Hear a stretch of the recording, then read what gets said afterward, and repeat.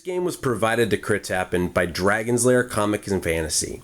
Check them out online at dlair.net for all your comic and gaming needs. Hi everyone, it's Tox from CritsHappen.com. Thanks for watching and welcome back.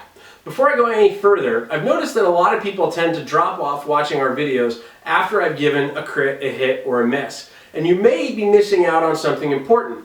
So, if you're a subscriber to this site, or you're not, subscribe. But if you are, and you haven't joined us on Facebook, on Twitter, or on Google+, we've got a page there where you can join in on all the conversations about our critical reviews, about our critical plays, and all the other information pieces that we put out there. One of the really cool things about Crits Happen is we have a tremendously large and tremendously cool group of people all around the world that are critical fans. And it doesn't matter what your choice of platform is, whether it's Facebook, whether it's Twitter, or whether it's Google+. But we've got some great conversations happening out there, so if you have the time and you have the inkling, feel free to come on over and join in on them. But why are we here? Well, we're back with another critical review. This time, of all of this stuff, is Archipelago. Now, Archipelago is from Ludically Games. It is a traditional European-style game with worker placement, but it's going to be an ever-changing and always different board because you're going to start out on one of these two hexagons and you're going to explore. The idea of Archipelago is you and up to 4 other players are explorers. You're exploring the archipelago. You're reaping it for all of its resources that are available to you, whether it be exotic fruit, whether it be stone, whether it be iron, whether it be wood, and you're trading those things on different markets. But as you can imagine, when you explore into an archipelago or into a set of islands, there's probably already going to be people living there. And they may not be too happy with you just setting up camp and trying to come in and take over everything. So, there's going to be opportunities to work with those people and hopefully stop them from uprising and causing a rebellion and causing you to lose, or maybe even somebody else to secretly win. There's quite a bit to Archipelago, so I'm hoping we're going to get through the high points on this. In basics, it's a 2 to 5 player game that plays anywhere from 30 minutes to 240 minutes. I know, when I first saw that, I was like, whoa, my mind was like, that's a short amount of time and a long amount of time. How is that all going to work? We'll talk a little bit about how that's set up, but don't get scared off by that because that is not something to get hung up on. There's a lot of things that are out here in front of me, but before we delve into all this, I want to make sure you know something that's really cool about this game. This box comes with a really cool insert, and as you can see, there's spaces for everything. In fact, the punch boards that you use to knock all of the pieces out, you actually can keep underneath that storage tray so that it's raised up to the top and the height of the box, which is really kind of cool. It does store everything tremendously well, but on top of that, you can put everything in the box and keep it in the box for use during the gameplay.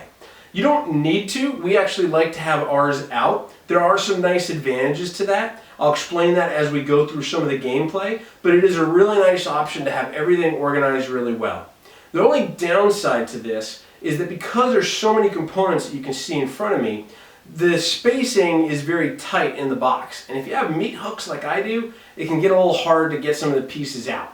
But if that's the worst thing that happens because of a really cool storage tray, that's not too big of a deal. But what is it all about? How does all this work? What are all these player boards? Why do I have cards in front of me? What's with all these hexagons that I can play with? And why do I have screens up to hide everything? Well, let's dig in and show you some of the gameplay. Like I said, there's a lot to this game. We're probably not going to go through every single rules or every single combination here. We're just going to show you some of the high points, and then we'll come back and I'll give you my final thoughts. But for right now, let's get our 2 explorers, let's get our 1 lone boat, and sail out and discover the archipelago. So let's take a look at a 3-player game of Archipelago. You'll see we have yellow, red, and blue, all with their starting pieces of equipment. Like I said, this is a game of exploration. You're going to start small and build up from there. So each player is going to be given 2 meeples, a sailing boat, 3 action discs, and a turn marker disc. We'll explain how all these get used as we go along. In addition, you're going to have a player screen. And that player screen is going to hide your first 10 florin, which is the resource. Gold florin are worth 5 and silver florin are worth 1. But more importantly, on the back, you're going to have access to 3 different key pieces of information. And all players have the same backs to all of their screens. Everything that you gain, resources, money, all of that stuff is going to be kept behind the screen for others not to know about. The only thing that's kept in front of the screen is on turn 0 of the game, which is the initial setup of the game. Your people and your sailboats and action discs are in front, and then any cards that you're going to acquire will show you as well as we go along. Those are kept out in front as well. But on the back of the screens, there's 3 key pieces of information. In the center, you'll notice, is the turn order, and it shows you the different phases of each turn. On the left, it shows you what you can build and how much in resources and florin each item costs when you use construction as an action. We'll get more into that in a second. And on the right-hand side, it shows you how much money you gain when you tax the population of the archipelago. You'll also notice in the upper right the little angry native who has a little plus and a head symbol next to him. That's the symbol for the rebellion. Part of this game is tracking both the population of yours and other players on the whole board of the archipelago as it is expanded, but also tracking the rebellion, which are people who are upset and just frankly quite upset that you're just coming in on their territory and taking over. After each player has their starting set of pieces, you're next going to want to set up all of the different management boards. You have a domestic market, which is the orange board, keeps track of fish, exotic fruit, cattle, stone, wood, and iron. And then you have the exact same thing at the bottom, which is a foreign market. Whenever you're trading on the orange market, it's domestically. Whenever you're trading and selling on the blue market, it is export and out of the archipelago. You'll notice that there are different rows and different amounts of florin on each one. You fill these up from the upper left to the lower right. And you'll notice that the further you go down, you see these little plus symbols with heads. There's 2 different types of heads. One is the rebellion, which we've already showed you. The other is a worker that has like a ponytail, and he is the available unemployed workers that are on the islands. We'll show you how those get added in as well, because there's more ways other than just these boards. But part of the game turn order is going to be managing these 2 boards, which are the population and the unemployment track. So essentially what's going to happen here, and this kind of suffers a little bit from what I call Puerto Rico syndrome. The white meeple is the population, and as you land people on the archipelago, you're going to keep track of that by moving this up. The black meeple is the rebellion, and you're going to be moving this up as different events in the game force you to move it up. Now, as you can imagine, the more people there are, the more chances there are for a rebellion to start, and there's going to be ways to lower the rebellion as well through churches and actions and different things like that. The same thing happens for these unemployed workers. As you discover areas that are inhabited, these are going to move up. And again, they could potentially decrease or increase the rebellion depending on how many people there are. This also has a florin track on the left-hand side for each row. One of your actions you can take during the game is to actually buy the work of these people or the labor of these people. So if I had 5 unemployed workers on the archipelago and I wanted to recruit as an action, I could recruit as many people as I could pay for, decreasing this and paying the cost that's associated on the left-hand column of where this meeple is in the track. Additionally, at the beginning of the game, the domestic market gets 1 of each type of good. The next thing you do to start the game is set up the evolution cards. This track counts as 2 different things. The first thing it does is it keeps track of player order using your player discs.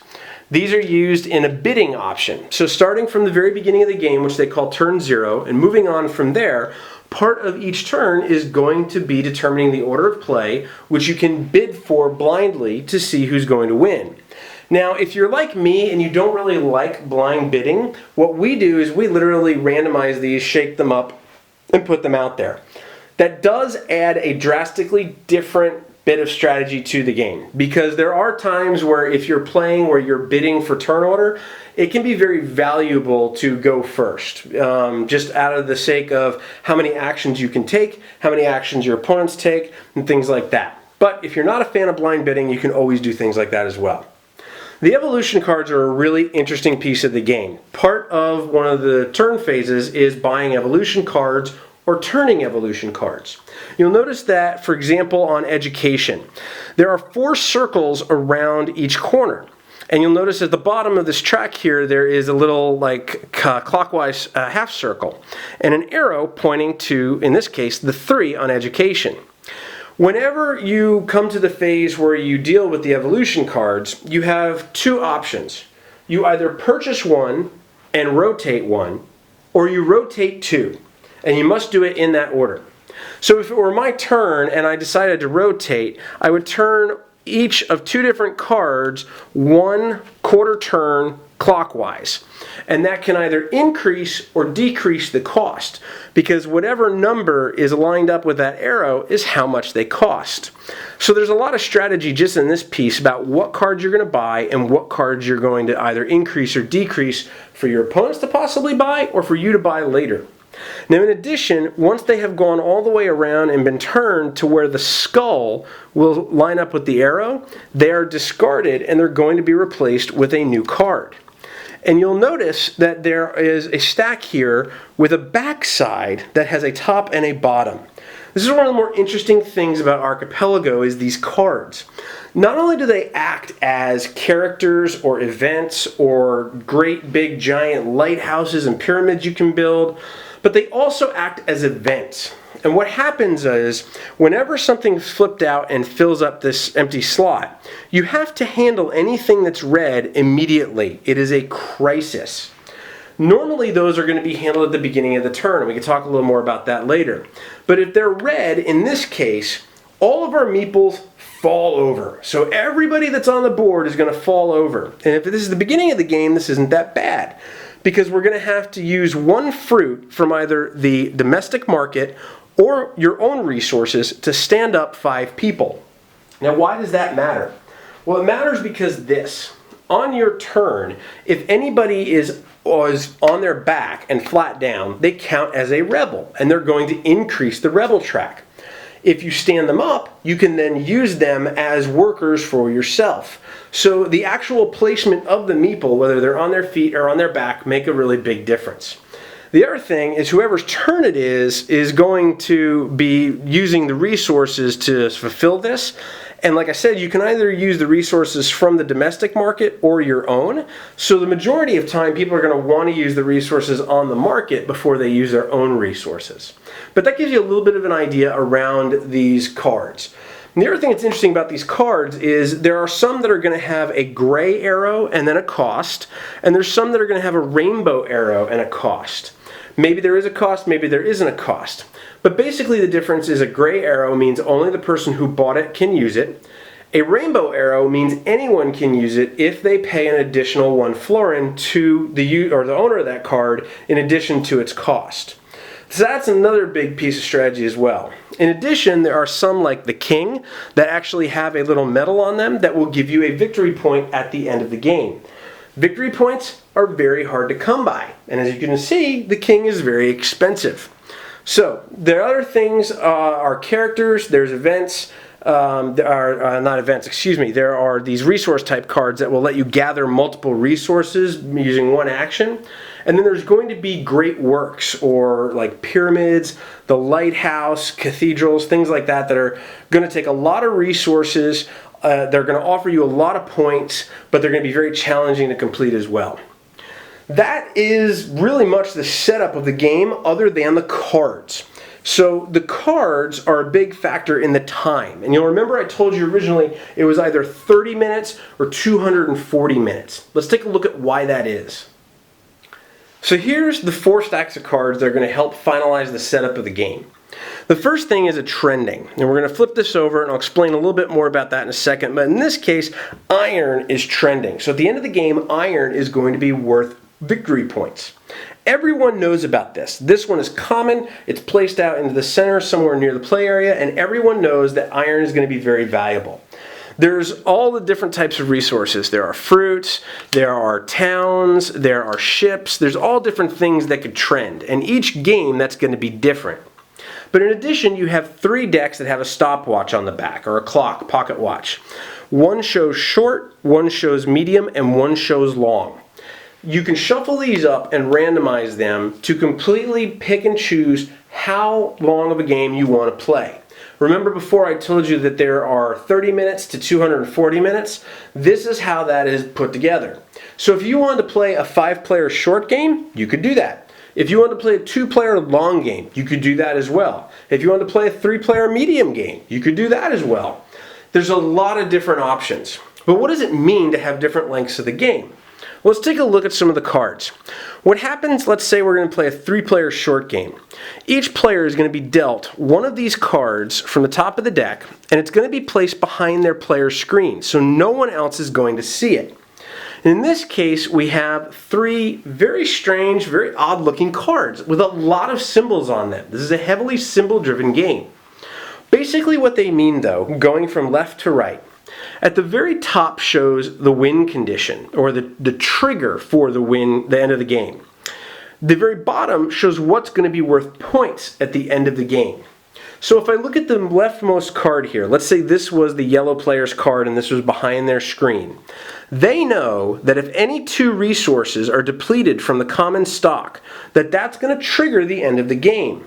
They also know that once the end of the game is triggered, whether by their card or somebody else's card, that chapels are going to be worth the most points. Whoever's built and controls the most chapels is going to get points. And you see here, the person with the most gets 3, the person with the second most gets 2, and the person with the third most gets 1.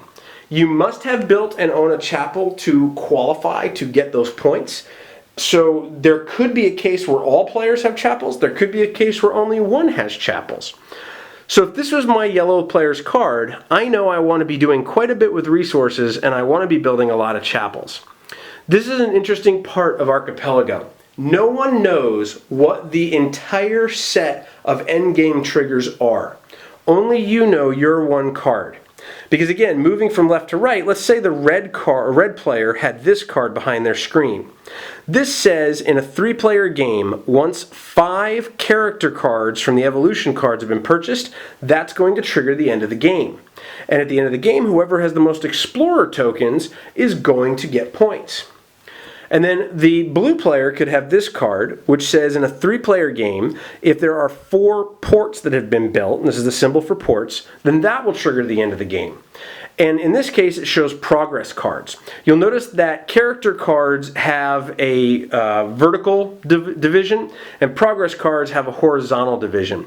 But whoever has the most progress cards bought from the evolution stack is going to get victory points as well. This makes Archipelago highly replayable and completely confounding, because there are times that you're going to be running after a strategy and the end game triggers and you start counting up the points and you realize, oh no, I don't have anything to get points from any of the other cards that are out there. So at times it can be frustrating, and that's part of the balance of the game, is you can't really go after any one thing. You really do have to diversify in this game to make sure that you're going to have an opportunity. Now the good thing is, throughout the course of the game, you're going to gain explorer tokens, you're going to be building buildings, you're going to be getting resources, you're going to be buying evolution cards. So while you're never usually left completely out of scoring, it's always the chance to have someone else usurp you and get more points because they knew, because this was behind their screen, that this was the strategy to go after.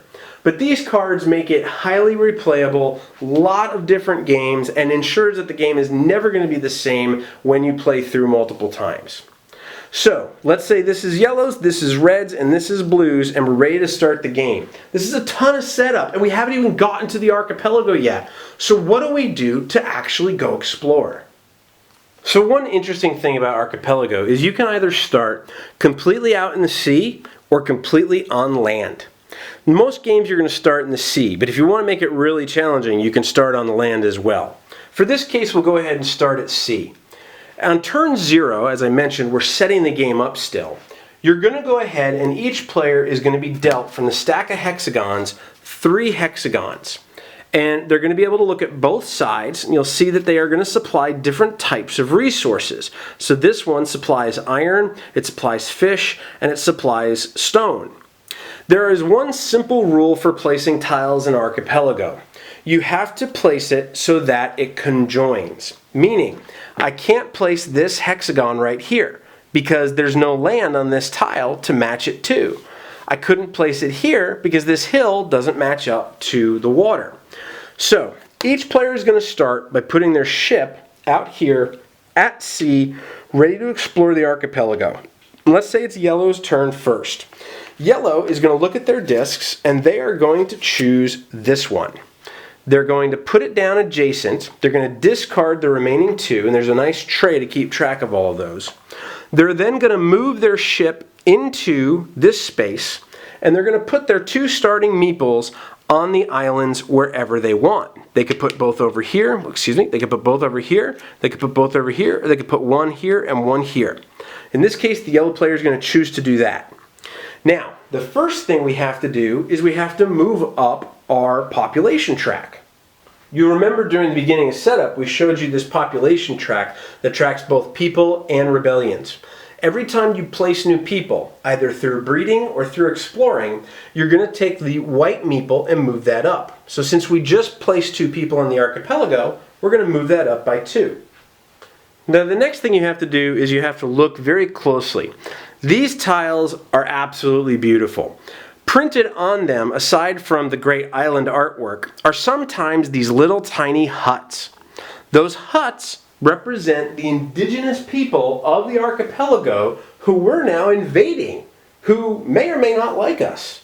So, for each hut that is on the tile that you explore to, you have to increase your unemployed workers, or the inhabitants of the archipelago. So in this case, since our tile had 3 huts, we take our inhabitant and go 1, 2, 3. Now if we stay there at the beginning of next turn, or the first turn when we handle population, we're going to be decreasing the rebellion by 1, which is great. But we've just barely started exploring the archipelago, so we're probably not going to stay there much longer. Now the final thing the yellow player is going to do is they're going to look at the resources that this tile provides them. And in this case there is wood and there is fruit. If there is more than one, you have the option of placing one of those on the domestic market and taking one for your own supply behind your player screen. If there is only one resource or one type of resource, it must go on the domestic market. So, in this case, this person is going to decide to take a wood for themselves and place a green cube for the exotic fruit on the domestic market. And then finally, in addition, we're going to take 1 Explorer token from these 3 stacks of 8 each. The Explorer token, as we know from our original cards, is a endgame victory point condition where you can gain points. But I, as the yellow player, don't have that card and I don't know that. On the back, you'll also see that it has this symbol of the question mark and any of the cubes. These can be used from behind your player screen to represent any resource you need. So now, as a yellow player, I'm going to begin the game with my 2 people on the island. I'm going to have increased the population by 2, the indigenous inhabitants by 3, I have an explorer token, and I have a wood resource. Play is then going to continue. So the blue player will then look at their 3. Now, again, you have to represent continuity. So this could be a good play for the blue player. He is going to go ahead and put that down there, discard his other 2 tiles, and move his ship in, put his 2 meeple on this one island. He's going to then look at the amount of huts, and he sees only 1 hut. So the population goes up by 2, from 2 to 4, and the huts will increase the indigenous workers from 3 to 4. Then he again looks at the resources, and in this case he has stone and cattle.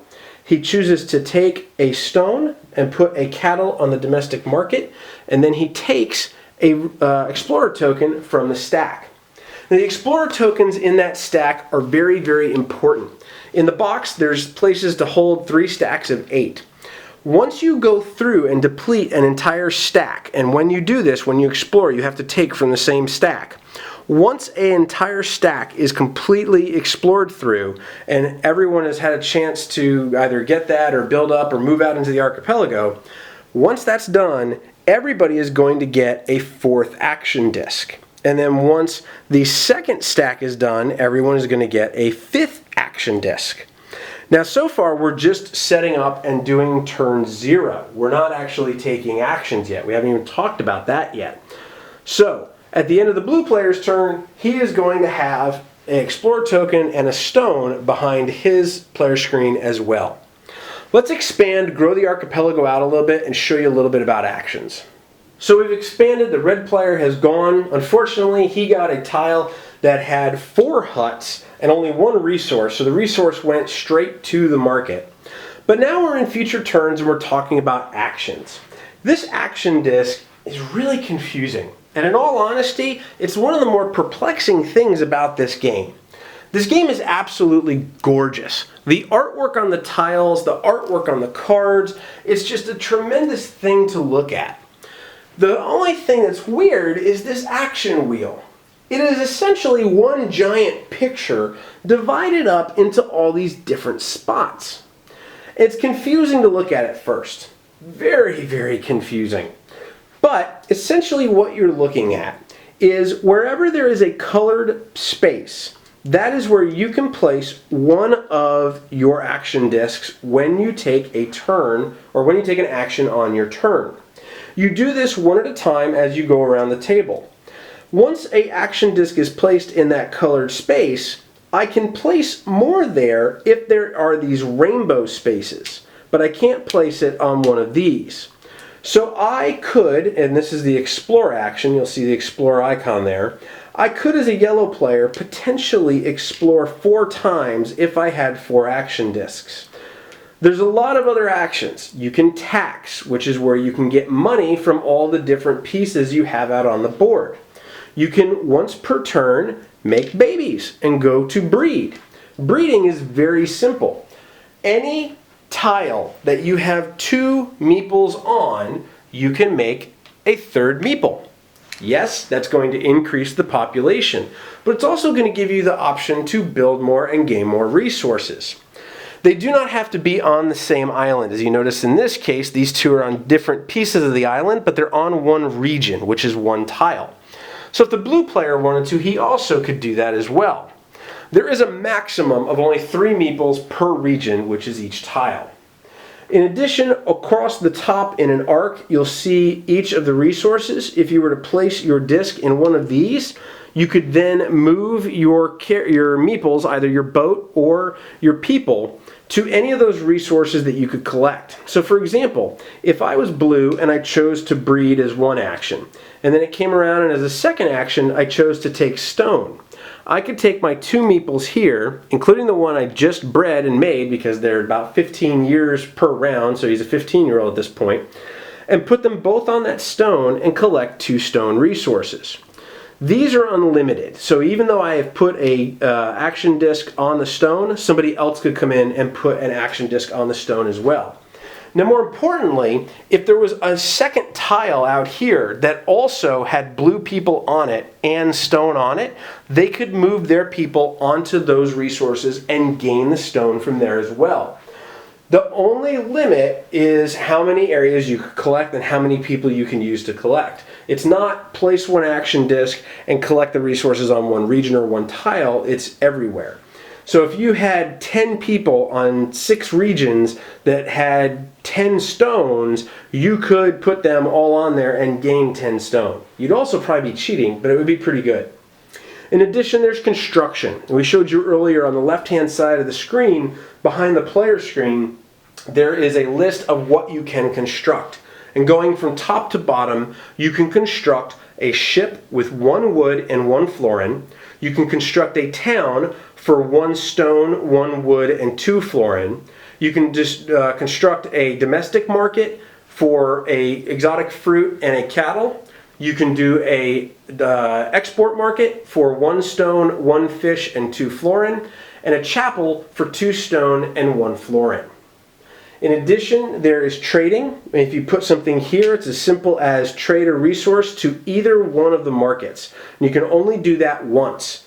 Why only once? Well, that's why you need to build markets and you need to build ports so that you can use different markets more than once. This, at the beginning of the game, is very good to be able to be trading really quickly, but as you get more resources and build ports and build markets, you're going to be able to use these spaces by paying a little bit extra and trading a little bit more. So it gives you a little more flexibility. And then there is also the ability to recruit. So you can recruit those workers like we showed you before. There is a florin cost down the left-hand side of the indigenous people or the unemployed workers. And you can buy as many as you can afford from your florins. And then there is also aside from the explorer, there is the migrate. Migrate allows you to move. So if I were to place an action disc here, I could move any of my meeples that aren't engaged on a space here or collecting anything to different isles around me. Now it's, again, 3 meeples per region, and I believe, someone may correct me if I'm wrong on this, it's 3 of your meeples. So if somebody has 3 meeples on a region, I believe I'm allowed to go in there. We've played it that way. If that's wrong, it wouldn't surprise me. I'm always good at making 1 or 2 mistakes. But that's been the general rules. But migration allows you to move any or all of your people. So with that blue disc, I could have moved 1 here, 1 there, and possibly my boat out to sea to go fish next turn as well. So this is a lot happening. I mean, there's just so much happening on this action wheel. But once you start to learn what the actions are, you start to realize very quickly, where do I need to invest my time? So on a turn, after you have initially set up and explored, you've handled population, which we showed you a little bit about that, but we haven't gotten into too much of it. But again, the markets are going to determine at the beginning of each turn how that expands out. Then you have to deal with something called the balance of the archipelago, and that was the evolution cards. So at the beginning of a turn, anything that is in red was handled immediately when that card was revealed. Anything that is red, you do it that one time, you don't do it ever again. Anything that's in yellow, you have to handle from a crisis standpoint. So how does a crisis really work? Well, 2 different ways. You'll notice that at the top of the card it has the domestic market icon, and at the bottom of the card it has the export market icon. To solve the top crisis, you can only use resources from the domestic market or behind your player screen. To solve the export market, you can only use resources from the export market and behind your player screen. So it is to your benefit as players to trade with both markets and not just one. How does this all work? Let's take a look at what we would do if there was a yellow top and bottom for this card. So let's say this was the card we were dealing with. The first thing you do is you solve the top crisis, which is the domestic crisis. To do that, you take every meeple, whether they are engaged on a space, on a building or not, and flip them onto their backs. They now represent the rebellion. Now, what I look at is for each wood resource, I can stand up 6 meeples. So starting with the first player, which in this case is the yellow player, I can take 1 wood from either the domestic market or from my own resource, which if you'll remember, the yellow player had a wood resource, and I can stand up 6 workers. Now obviously I want to choose my own first, but you have to stand up the 6. So I am going to be forced to stand up my opponents as well. This later in the game is highly strategic, because let's say I didn't have that wood. In this case, and nobody had that wood. In this case, anyone left on their back becomes part of the rebellion and gets added to the rebellion track by moving the black meeple up on the population track. If the black meeple in the rebellion ever surpasses the white people in the population, it's game over unless you're the separatist. And we'll talk about that in our final thoughts. Then you move on, you explore, you buy evolution cards, you do more things and more actions, you gain more action discs, and it grows and grows and grows from there. That is quite a bit around Archipelago, and that's just the very beginning of the game. Let's give you our final thoughts and wrap this up. Holy moly, that was a lot. I'm exhausted. If any of you are still watching, thank you so much. I didn't even get into a lot of the high-level details around this game. There is a lot to Archipelago. You do not sit down and learn this game very, very quickly. But that said, it's actually quite easy to pick up. It's really a matter of understanding the process of how you go from top to bottom in the turn order. So let's look at components. The first thing about components is they're gorgeous. The tiles are without a doubt some of the best art on hexagon tiles I've ever seen. The cards are absolutely beautiful. The wheel, the action wheel, it's busy. There's a lot happening. I think that this could have been done a lot better. Maybe more of a board to fit with the boards that were here. That was kind of confusing. I thought that with all these boards to manage, the circle felt out of place. People talk about banging a square peg into a round hole. This kind of felt like the opposite. But that said, it's gorgeous. It's confusing, but once you learn it, it becomes second nature. We have found in our play group, whether it's 2 players or 5 players, people are immediately looking at that and knowing exactly what they need to do, probably after 2 or 3 games. Because again, it's more muscle memory really than anything else. Now, we didn't talk about the little tokens, but there are tokens for ports and chapels and towns. Man, chapels are so valuable. A lot of these crisis cards that you're going to have to deal with on the back of the evolution cards will help you lower the rebellion based on the number of chapels that are built. So if I can give you any advice, build chapels. They're very powerful. But there's a lot of things from a component-wise to look at and just awe over. The cards are gorgeous, the boards are beautiful, the hexagons are great. They're all great quality. Even these little square cards. They're about the same size as the Among the Star cards. I don't know if anyone's familiar with that game or not. We've done a couple of reviews on that. But about the same size, just really good quality, really good artwork, really, really good stuff. So moving on from components, we then get into gameplay. And the gameplay is really good. It's not great because it does have one major flaw. And here's the flaw. Remember how I told you if the black meeple and the rebellion gets over the white people and the population, the game is lost? Well, there is this card, which is a separatist card. And you'll notice at the top of this one, it says that if all 3 of the explorer stacks are depleted, then the game end is going to be triggered. But in addition, it shows the separatist, the rebellion logo. What that means is if I have that card behind my player screen, I actually want the rebellion to happen. And I am going to do everything I can. There are actually evolution cards and actions and things that will help increase the rebellion to secretly push the rebellion forward. And if that happens, I alone win.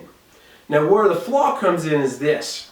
If somebody wants to be a total they could sit here and go, you know what? I'm not winning.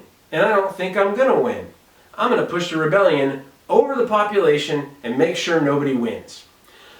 It's a flaw. In this semi-cooperative type of game, there's always going to be that possible risk. Now here's what I say to that. If you play with anyone like that, kick them out of your playgroup. Bags. We thankfully don't. We haven't had that issue. But it did come up in discussion. People were like, well, wait a minute. I really don't think I'm going to win. Why can't I just do this? Well, you could. And then no one's going to have any fun.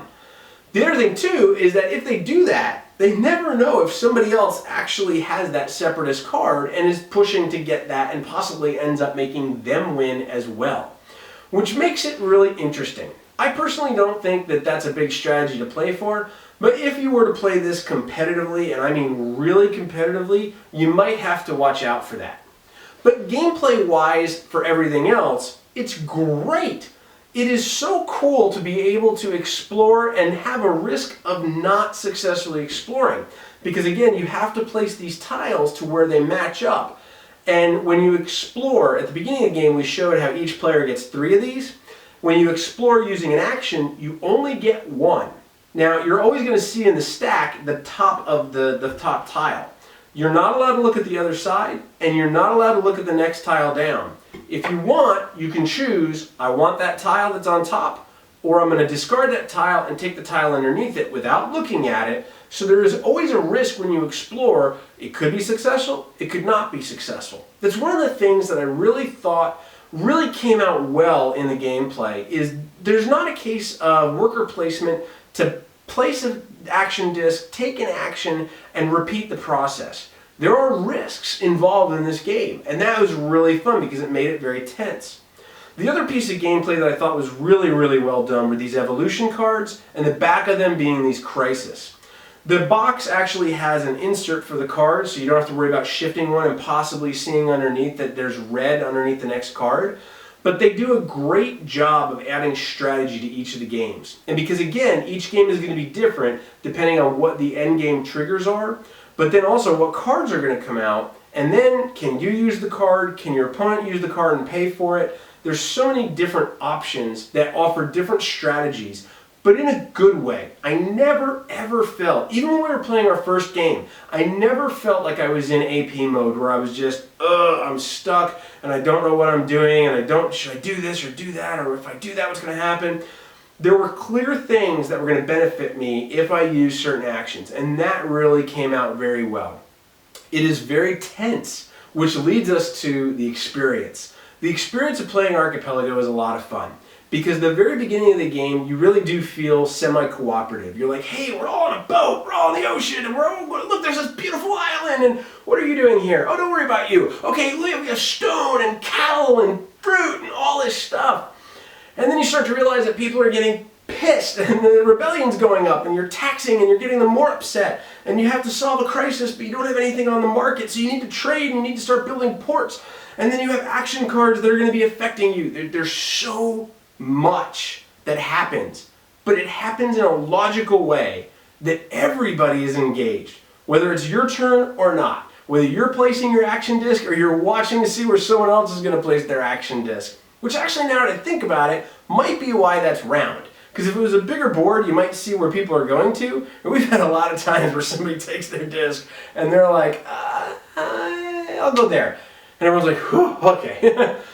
The gameplay is a ton of fun. The experience it shines very well, but I will caveat it again that you have to have a good group of players. Because as this game progresses, it becomes very competitive. It starts semi-cooperative, transitions at a certain point to competitive, but throughout the whole game really provides you tough challenges and tough questions to ask. Do I want to take an action that's going to push the rebellion up, but not over the population? Because I know it's going to benefit me. And if I do, what's going to happen if the next card that comes out is a crisis that we don't have the stuff on the markets to handle? There's so many different things that are going to come up and make it so much fun. And that really leads me to the final point, is that from a replayability standpoint, there is a lot of replayability in this game. We have played probably close to 20 games of this, and it has never felt the same. It has always felt different, and even trying to employ the same strategies based on the cards that you've gotten from repeat games offers you different options, and that's just made it an absolute joy. So, while this is a lot for a game, and it is a lot for a game, Archipelago gets a crit from Crits Happen. It's beautiful, it's engaging, it's fun, it's got a lot of replayability, and as long as you don't play with that guy, you're going to have a really good time with Archipelago. We've enjoyed it thoroughly as a worker placement game, and I really, again, I cannot say enough about how engaging the gameplay has felt when we've played this game. That is Archipelago in a very big coconut shell, not even a nutshell. This is a big game, there's a lot to it. But again, there's quite a bit of return based on the investment that you put in. We hope that you enjoyed this critical review. Let us know your thoughts. Feel free to leave your comments here in the YouTube channel. Of course, you can find us on Facebook, on Twitter, and on Google+, as we mentioned before, by searching Crits Happen, and at our homepage at critshappen.com. But until we see you next time, keep rolling those dice, and we hope they're all crits. Thank you again to Dragon's Lair for providing us a copy of this game to review for you. Check them out online at dlair.net for all your comic and gaming needs.